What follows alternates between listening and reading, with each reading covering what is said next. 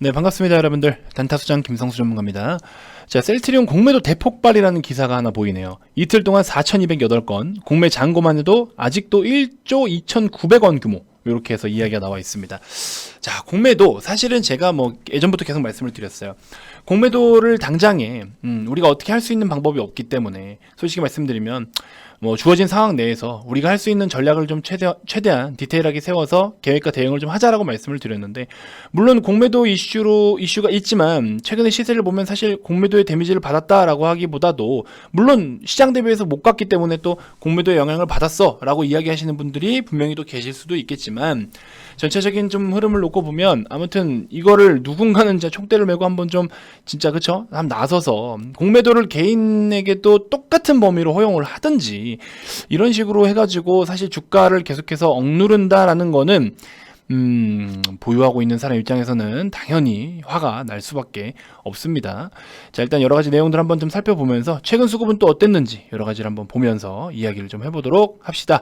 자, 본격적인 시작에 앞서서 구독, 좋아요, 알림 설정부터 한 번씩 꼭 부탁드리겠습니다.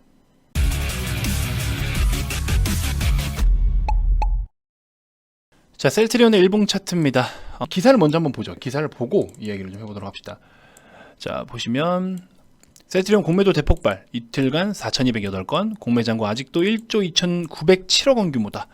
한국거래소에 따르면 15일 셀트리온의 기간 공매도가 3,866건으로 나타났고, 이날 종가 기준 셀트리온 주가는 전일 대비 8,000원 하락한 28만 9천원의 장을 마쳤다. 이렇게 내용이 있습니다. 공매도 잔고가 아무튼 많다라는 내용인데, 지금 당장에 우리 수급적인 부분을 일단 좀 놓고 보면은 오늘 시세는 사실 좀 무난한 시세를 보이기도 했었죠. 그래서 저는 사실 이제 긍정적인 이야기를 좀 드리려고 하다가 사실 이제 공매도의 이야기를 보고서 저 규모가 이제 계속 지속되거나 하지는 않겠지만, 사실 공매도 비중이 가장 높은 종목이 HLB도 있었고 몇 개 있지만 그 중에 하나가 또 셀트리온도 포함이 됐었잖아요. 그런 부분들을 좀 놓고 보면 참 지금으로서는 어떤 분석을 해드려야 될지가 굉장히 솔직히 고민이 많이 드는데, 물론 재무적으로 기본적인 분석, 가치적인 거는 당연히 방향성은 정해져 있어요. 솔직히 말씀드리면 셀트리온도 4분기의 실적 여러분도 알고 계시죠? 레키로나주에 대한 비용 어느 정도 반영한 거라, 그 다음에 기존의 바이오시밀러 제품 중에서 일부 조금 부진했던 거라든지 이런 거를 다 반영이 됐어요. 반영은 되어 있기 때문에 레키로나주가 물론 최종적인 성공 실패 여부, 그러니까 해외 판매 진출의 가능 여부가 어떻게 나올지는 롤링 리뷰를 지켜봐야는 되지만, 사실 이 부분도 이 부분인데 참 진짜 굉장히 지금은 저도 너무 애매할 정도로 분석을 어떻게 해드려야 될까가 정말 애매해요. 양방향에 대한 이야기를 다 드리고 싶긴 한데, 양방향에 대한 이야기를 다 드려도 내가 듣고 싶은 것만 듣는단 말이죠. 또 비판이 쏟아져요. 그래서 굉장히 좀 어렵지만 개인적으로는 어느 정도의, 그러니까 리스크 3 그리고 상방의 업사이드 7 혹은 8대2 7대3이나 8대2로 좀 저는 보고 싶어요. 그래서 그동안 계속 말씀드렸던 내용들처럼 조금 이제 시세가 조금 더 하방으로 만약에 밀린다라고 하면, 지금은 당장에 물론 우리가 알지 못하는 악재가 생겨서 빠질 수도 있겠지만 1차적으로는 레키로나주가 해외 판매가 만약에 이루어지지 못한다라는 결과값이 나오면, 당장에는 그래도 아직도 우리 레키로나주에 대한 기대감은 좀 남아있기 때문에, 그러면은 오히려 추가적으로 기대감에 반영이 됐던 수급들이 조금 실망감으로 나올 수 있기 때문에 이제 그런 부분은 좀 추가적인 하방이 우려가 되기도 하지만, 지금 시세에선 사실 업사이드가 더 열려있는 구간이라고 저는 평가를 좀 하고 싶어요. 그래서 셀트리온 헬스케어 기준으로 저는 VIP 회원님들께 추천을 드려서 계속 브리핑을 좀 드리면서 보유를 해나가고 있는데, 추세를 좀 전환을 시도하고 있긴 합니다.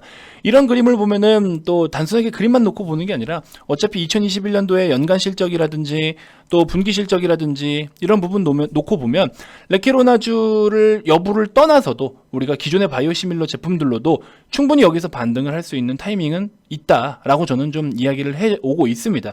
그래서 VIP 회원님들께도 공식적으로 제가 리딩을 해드리고 있어요. 지금 셀트리온 형제들을 사실 저도 매매를 잘 안 했는데 이번에 공식적으로 처음 추천을 해서 보유를 좀 하고 있습니다.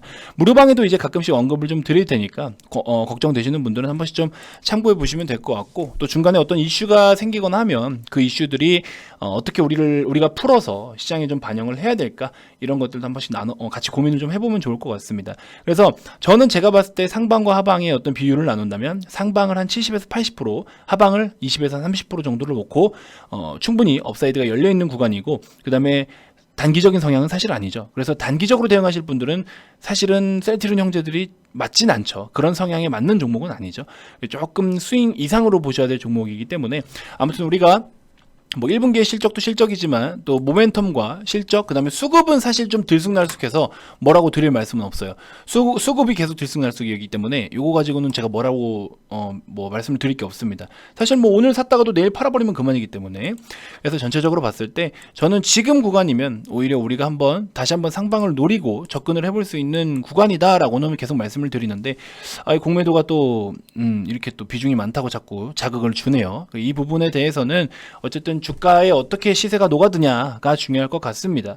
혹시나 또 악재성 내용이 뜨거나 하더라도 그런 거를 보면서 우리가 냉정하게 좀 판단을 해서 오히려 이거는 저가 매수 찬스가 될 수 있겠다라는 구간에서는 또 저가 매수를 하는 기회로 삼고 이렇게 좀 해봤으면 좋겠습니다.